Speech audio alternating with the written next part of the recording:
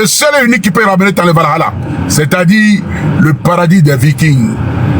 Autosuffisance alimentaire, c'est moi. Autosuffisance sexuelle, c'est moi. Autosuffisance financière, c'est encore moi. Fidèle à ses principes. Têtu comme un lapin, c'est moi. La famille. D'abord, avant que nous rentrions dans les détails des choses, j'aimerais dire à chacun de vous, à chaque Togolais, vous avez vu tout ce que le pays a traversé cette année. Depuis le mois de juin, des arrestations arbitraires, des mouvements par-ci, des mouvements par-là. Les Togolais sont rentrés dans les rues pour revendiquer des meilleures conditions de vie. Nous voulions des hôpitaux, nous voulions des écoles, nous voulions que nos enfants puissent avoir un avenir meilleur. Nous voulons que nos enfants puissent aller se soigner dans de bonnes conditions.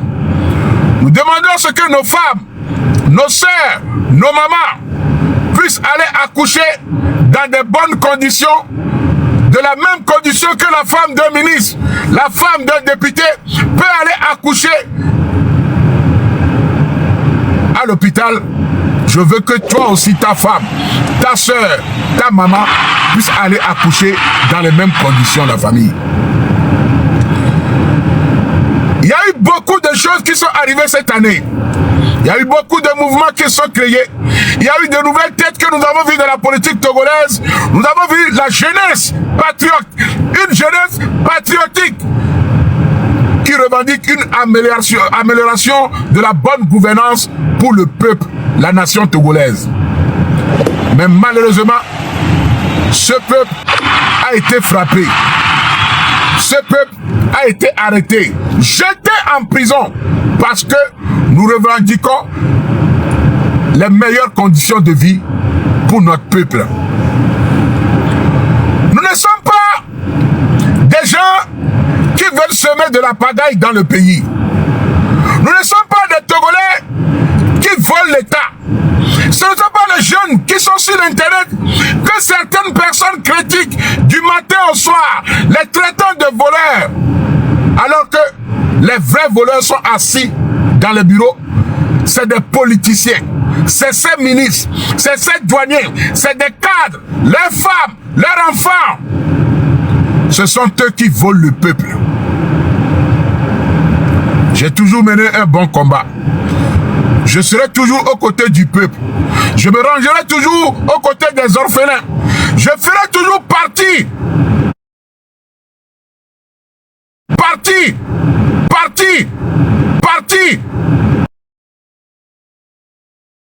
Et nous, j'ai sacrifié toute ma vie à travailler. Je suis une revendeuse de l'eau et de l'IA au grand marché. Cela m'a permis de faire des économies pour acheter un terrain à Bekota. Je suis veuve. Mon mari était menuisier. Il est décédé. Je suis veuve avec 7 enfants. Je me lève tôt le matin pour aller travailler et vendre. Pour pouvoir m'occuper de mes enfants. J'ai construit pour mes enfants. Aujourd'hui, l'État réclame ma parcelle et nous demande de quitter. Qu'est-ce que je vais devenir?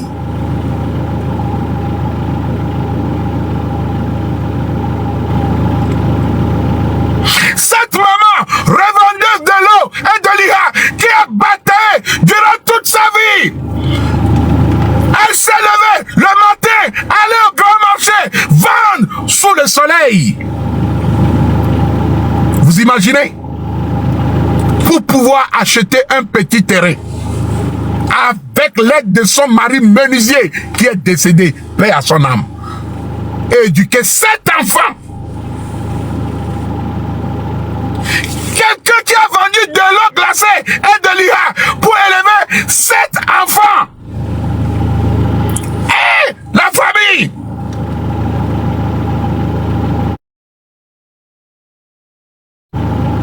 Monsieur le gouvernement, monsieur le président, mais pensez à ces gens. Faites-leur des propositions. Si même aujourd'hui, ce que vous appelez réserve de l'État, nous ne sommes-ils pas des enfants de l'État? C'est qui l'État? Ce n'est pas le peuple qui fait l'État. Ceux qui vivent sur ces réserves ne sont-ils pas des Togolais? Ces femmes qui se sont battues, achetées des terrains, construits, ne sont-elles pas des Togolaises?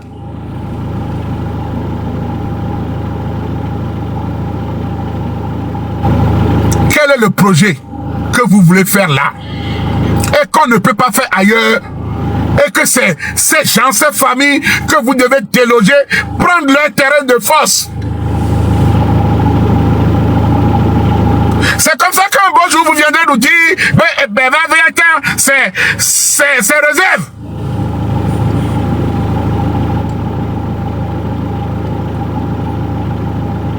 Pensez à cette maman, à sa galère, à ce qu'elle a traversé, à ce qu'elle a vécu pour pouvoir être là où elle est aujourd'hui. Pensez à ces nombreuses familles qui sont dans des situations précaires, qui vivent mal. Quand je vois des mamans faire des vidéos pleurer, ah, on va devenir quoi? Nous, on va devenir quoi?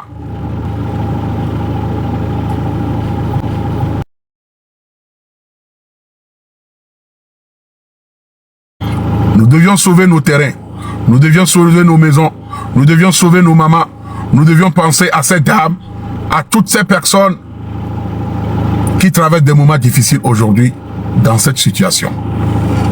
Ça, c'était ma première partie. Ma deuxième partie de ce live, je voudrais m'adresser à Makunda. Oui. Je vais faire ça. Makunda. T'étais-tu, hein?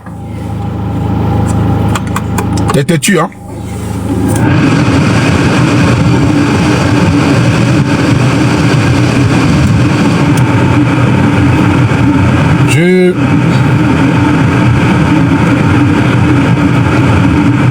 Sécurisez le live, la famille.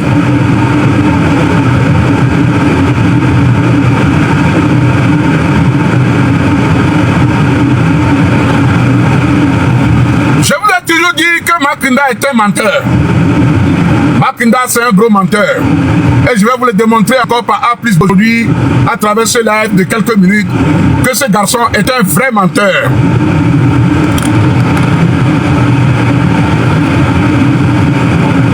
Tapotez le live, la famille, tapotez le live, sécurisez le live.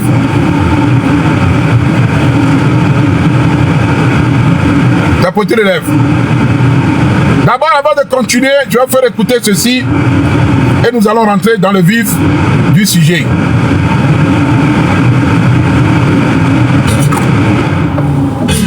Mais quand j'étais au pays, tu connais très bien ma famille.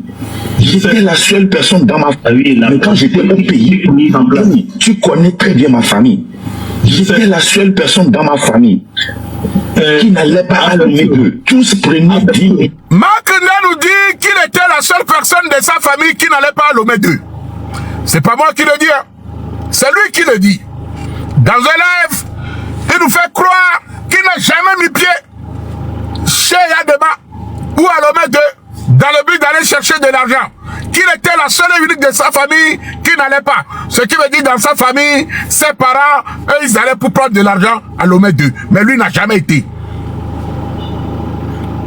Dans un autre live, il nous dit ceci. A few moments later.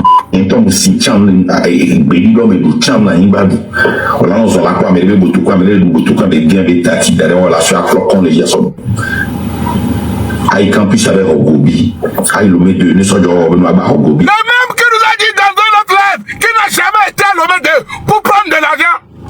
Dans un autre live, il nous dit qu'il a été à l'OME2. Il a été, écoutons, on va faire un peu marche arrière. Aïe campus avec Ogobi, aïe l'OME2, nous sommes au Ogobi, les frères Ogobi. Il y a une l'OME2 avec Ogobi. Le même qui dit qu'il n'a jamais mis pied à l'OME2. C'est la même personne qui lui dit qu'il va à l'OME2 pour prendre Gobi.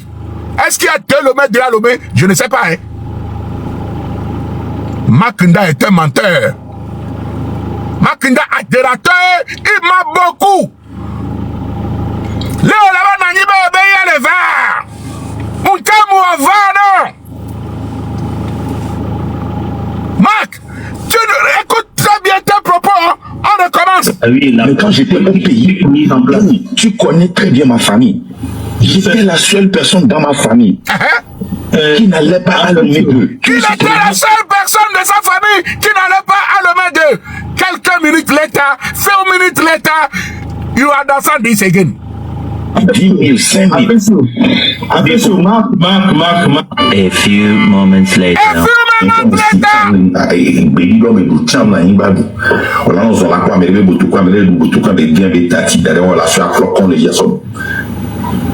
Aïe campus avec Ogobi. Aïe le met de ne soit genre Ogobi.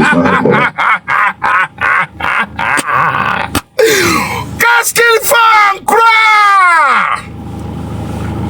La même personne dans un live nous fait croire qu'il n'a jamais été à l'OME 2. Dans un autre direct, il nous dit qu'il va prendre Gobi à l'OME 2. L'OME 2 de Gobi est différent de l'OME 2 de là où il n'allait pas. Je ne sais pas. Adama, tu es un menteur. Adérateur Oni. Makila, adérateur Oni. You are a liar. You lying too much. You are just un menteur. Et ce n'est pas fini, hein? Oh, ce n'est pas fini. Ce n'est pas fini. Revenons à nos moutons. Il a fait un live. Et il a menti encore sur le compte de, comment il s'appelle? Et Noélie. Noélie qui fait de la musique. La chanteuse. Écoutez les propos de Makinda. Comment il ment? Il ment beaucoup. Les femmes aiment la... J'ai fait ça. Donc, il va pas baigner ton aller si caméra va être togo benya. Y'a mon accepté benya maï togo ne l'aime tuare. Non malem tuare. Sachez que on a été les gens qui étaient contre ça aussi. Et nous des Rwanyami. Donc j'ai trouvé que la demande n'était pas bien. Et quand on a fini les trucs là, je me suis dit bon. Amelo l'ennemi. Mais sans haine, sans rien, sans moquerie. Moi, je suis une servante de Dieu. J'accepte tout le monde tel qu'ils sont. Jusqu'à preuve du contraire, je vais gérer. Et nous a blessé Fofo Nyagaka le 28 novembre 2025. On a vraiment souligné nos les live. Le 28 novembre, c'est-à-dire hier. Makinda a fait ce live dont on parle hier. Aujourd'hui, on est le samedi le 29. Hier, c'était le 28. Et la fille a dit quoi? Le 28 novembre 2025. C'est-à-dire moins de 24 heures. Écoutez, hein. Vous allez écouter attentivement. Lavez bien vos oreilles. Nettoyez bien vos oreilles. Parce que tapotez les lives, ils sont en train de s'attaquer au live, s'il vous plaît, la famille. Il y a longtemps, c'est nous qui bloquons. On y a que nous qui bloquons, les vrais.